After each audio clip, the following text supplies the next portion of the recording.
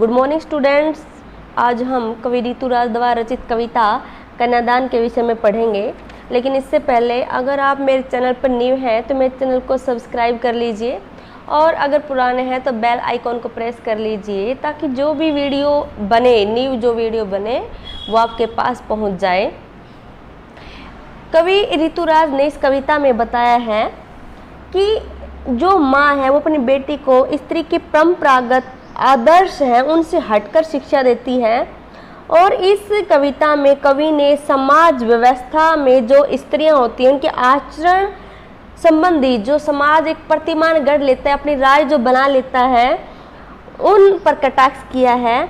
और जो कन्यादान जो कविता है ये कवि ऋतुराज की एक प्रसिद्ध कविता है और स्टूडेंट्स ये बहुत ही इम्पोर्टेंट कविता है। एग्जाम में से रिलेटेड क्वेश्चन आंसर या पहर में से क्वेश्चन आंसर छांटने बहुत कुछ इसमें से आता है, तो इसे ध्यान से समझिए। कन्यादान कविता फर्स्ट क्वेश्चन बन गया इसके अंदर कि कविता के कवि कौन है? ऋतुराज है।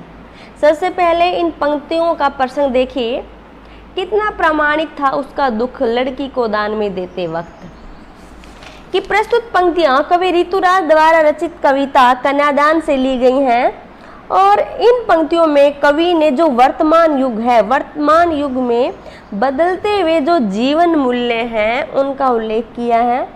माँ अपनी बेटी के लिए केवल भावुकता कोई महत्वपूर्ण नहीं मानती है, वो अपनी बेटी को अपने अनुभवों के बारे में बताती है, अपने अनुभव उसके साथ साझा करती है और वह उसे जो भावी जीवन है, जो उसका आने वाला जीवन है, उसके यथार्थ का मतलब होता है जो सच है, जो का तो उस सच्चे के बारे में बताना, उस सत्य के बारे में बताना, यथार्थ के बारे में बताती है।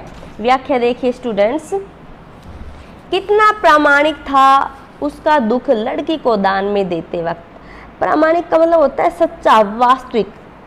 कवि कहता है कि माँ ने अपने जीवन में जो दुख सहन किए हैं वो अपनी बेटी को जब वो कन्यादान कर रही होती है तो अपने बेटी के कन्यादान के समय उसे बताना और उसे समझाना वो बहुत ही आवश्यक समझती है। और यह सत्य है कि आज की बेटी के विवाह के समय कन्यादान में कुछ सामान देना ही पर्याप्त नहीं होता, बल्कि अपने अनुभव भी इसके साथ साझा करना बहुत जरूरी होता है। कितना प्रामाणिक था उसका दुख। कवि ऋतुराज कहते हैं जब एक माँ अपनी बेटी का कन्यादान कर रही होती है तो उसका जो दुख था, अपनी बेटी को दूसरे पराये घर भेजते समय उसके अंदर की जो पीड़ा थी उसको यहाँ पे व्यक्त किया गया है। कवि कहता है कि उसका दुख बहुत सच्चा था लड़की को दान में देते समय, जब उसका वो कन्यादान कर रही थी, जैसे वही उसकी अंतिम पूंजी हो। कवि कहता है कि उसे ऐसा लग रहा था कि माँ के लिए वो बेटी बहुत ही उसकी पूंजी के समान थी, एक अंतिम संपत्ति के समान थी और उसे लग रहा है कि मेरी जो अंतिम पूंजी है वो भी मुझसे दूर जा रही है। भले ही वो अपनी बेटी का विवाह कर रही थी किंतु उसकी दृष्टि में जो बेटी है अब वो अभी समझदार नहीं थी, लड़की अभी सियानी नहीं थी।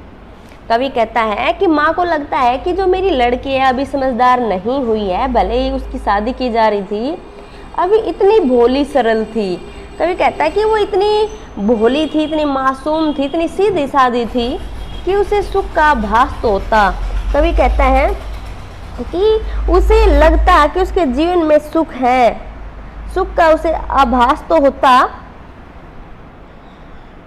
लेकिन दुख बासना नहीं आता था। लेकिन कवि कहता है कि उसे दुखों के बारे में उसे कुछ नहीं पढ़ना आता था, दुख के बारे में उसे कुछ भी नहीं पता था। पाठिका थी वे धुंधले प्रकाश की। कवि कहता है कि ऐसा लगता है कि जो लड़की थी वो एक धुंधले प्रकाश में जीवन रूपी कविता की कुछ तुकों और कुछ लयबद्ध पंक्तियों की, कुछ तुक और लयबद्ध जो पंक्तियां होती हैं उसकी वो पाठिका थी, केवल उनको पढ़ने में समर्थ थी, उसको उसका ज्ञान नहीं था। इन पंक्तियों में विशेष क्या बताया है कि जो प्रस्तुत जो कविता है वो लयबद्ध है, भाषा सरल सहज भाव अभिव्यक्ति में सहायक है, सक्षम है। तत्सम तद्भव शब्दों का यहाँ पे प्रयोग किया गया है। अंतिम पूंजी में उत्प्रेक्ष अलंकार का सुंदर प्रयोग हुआ है। दुख बाचना लाक्षणिक प्रयोग है यहाँ पे, और धुंधला प्रकाश तुक यहाँ पे बहुत ही जो समले पंक्तियां हैं, समान समले मतलब समान पंक्तियां आदि जो प्रतीकात्मक हैं उनका यहाँ पे प्रयोग किया गया है। नेक्स्ट जो पहरा है वो देखिए,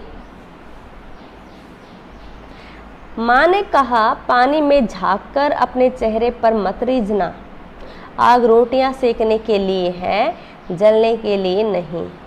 वस्त्र और आभूषण शाब्दिक भ्रमों की तरह बंधन है स्त्री जीवन के। प्रसंग आप समान बनाएंगे, इसकी व्याख्या देखिए।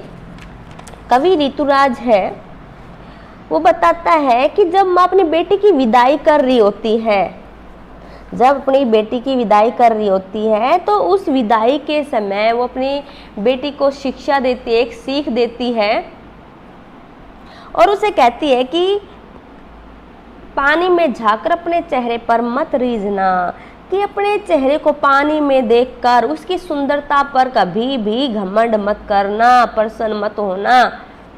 कवि क्या कहना चाहता है इन पंक्तियों में? कवि कहना चाहता है कि एक स्त्री की जो सुंदरता है वो उसके लिए एक बंधन का कारण बन जाती है, क्योंकि दहेज के लोभी जो होते हैं लड़कियों को दहेज लेने के चक्कर में उनको जिंदा जला देते हैं, और इस भय के कारण ही माँ बेटी को यह बात समझा रही है। आग रोटियां सेकने के लिए है, जलने के लिए नहीं। वो अपनी बेटी को सीख दे रही है कि अगर जीवन में तेरे साथ ऐसी परिस्थितियां हो जाएं तो तुम उनसे घबरा कर अपने आप को जला मत डालना। जो आग होती है वो रोटियां सेकने के लिए होती है, न कि खुद को जलाने के लिए होती है।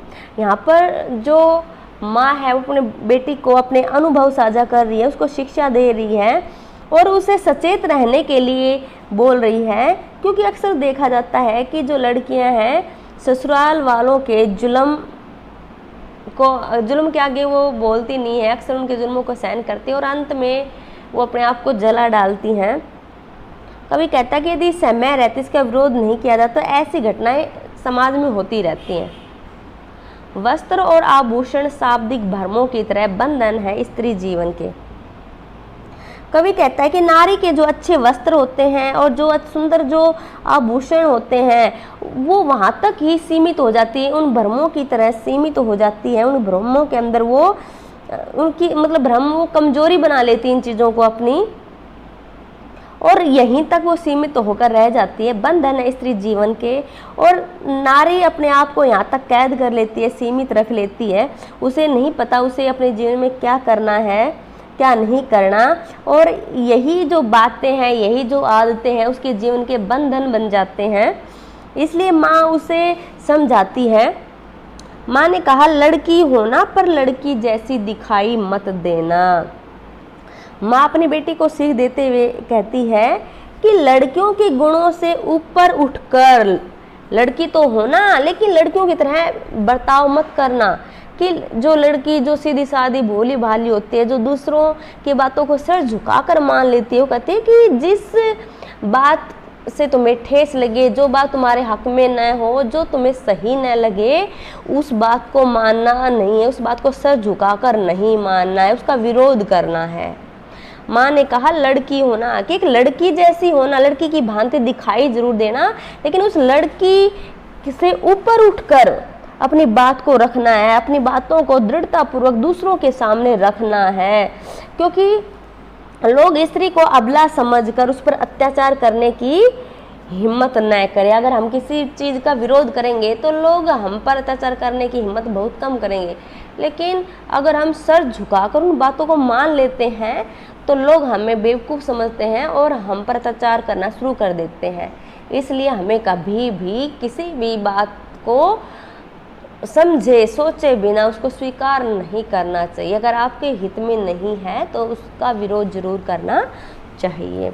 विशेष क्या है यहाँ पर जो कवि है उसने नारी को सामाजिक बंधनों से मुक्त रहने का सुझाव दिया है कि केवल अपने आप को एक बंधन में मत बांध लेना। भाषा सांकेतिक है इसमें, जैसे पानी में झांकना, लड़की होना, रोटियां सेकना, जलने के लिए आदि के लिए जो प्रयोग जिन शब्दों का प्रयोग किया गया है वो बहुत ही गूढ़ अर्थ लिए हुए हैं। उनसे हम समझ सकते हैं कि कवि क्या कहना चाहता है। ठीक है, वाक्य जो रचना है इस कविता में बहुत ही सरल है, सहज, स्पष्ट है और मुक्त छंद का यहाँ पे प्रयोग किया गया है, लाक्षणिकता का यहाँ पे प्रयोग हुआ है। थैंक्स स्टूडेंट्स, मेरे चैनल को लाइक कीजिए, सब्सक्राइब कीजिए और कमेंट्स कीजिए।